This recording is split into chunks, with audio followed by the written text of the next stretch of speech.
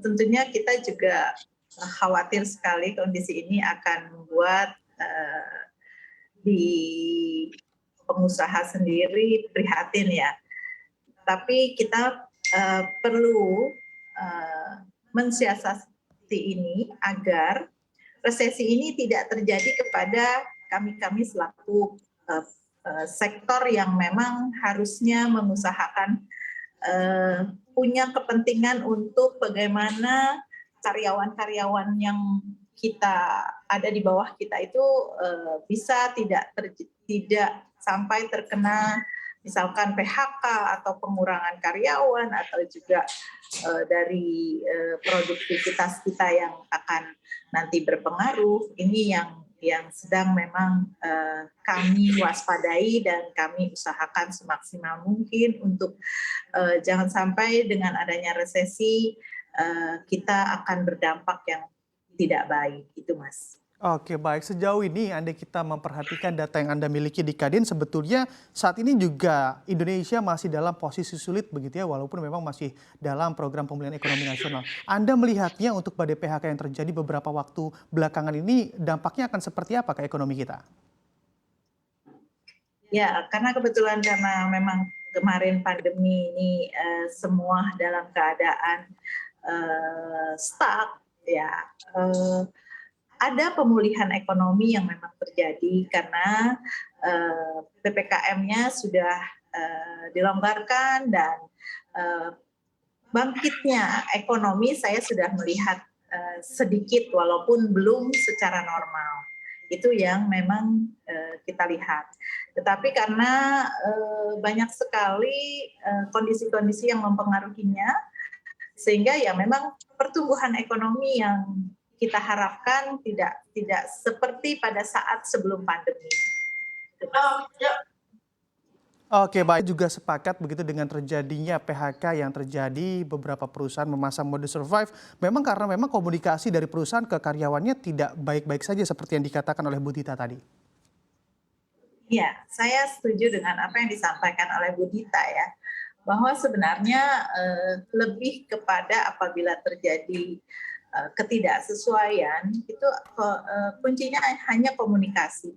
Sehingga kalau yang lebih tahu perusahaannya adalah karyawannya.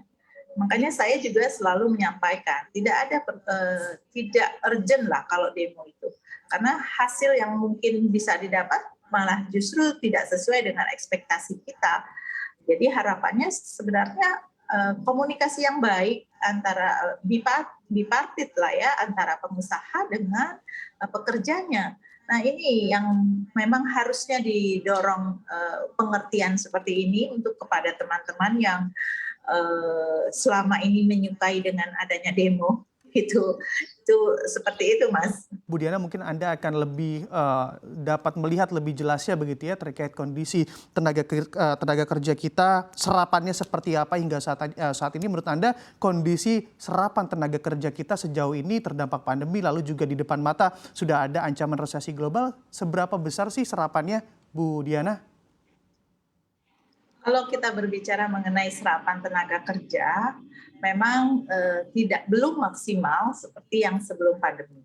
Tapi kalau berbicara mengenai harusnya ke depan itu serapannya lebih besar, saya berharap bahwa kondisi resesi ini bisa disiasati, tentunya dengan bagaimana yang sudah disampaikan Pak Presiden juga, bahwa kita memaksimalkan TKDN.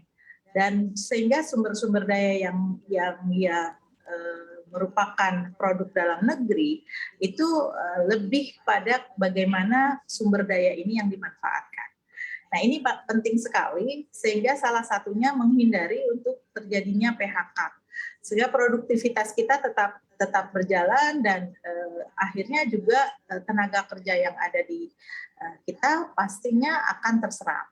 Ini yang kita perlu juga dorong. Kemudian investor tadi juga disampaikan bahwa dari data BKPM sudah ada investasi yang cukup baik.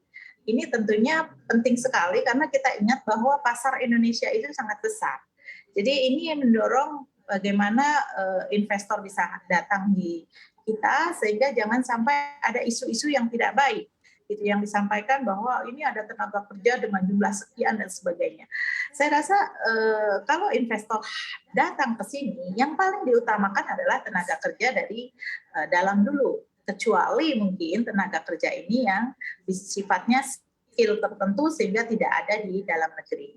Ini perlu kita sama-sama dukung untuk mendorong ini, sehingga mudah-mudahan penyerapan tenaga kerja yang akan tidak menghindari resesi itu bisa kita tekan semuanya.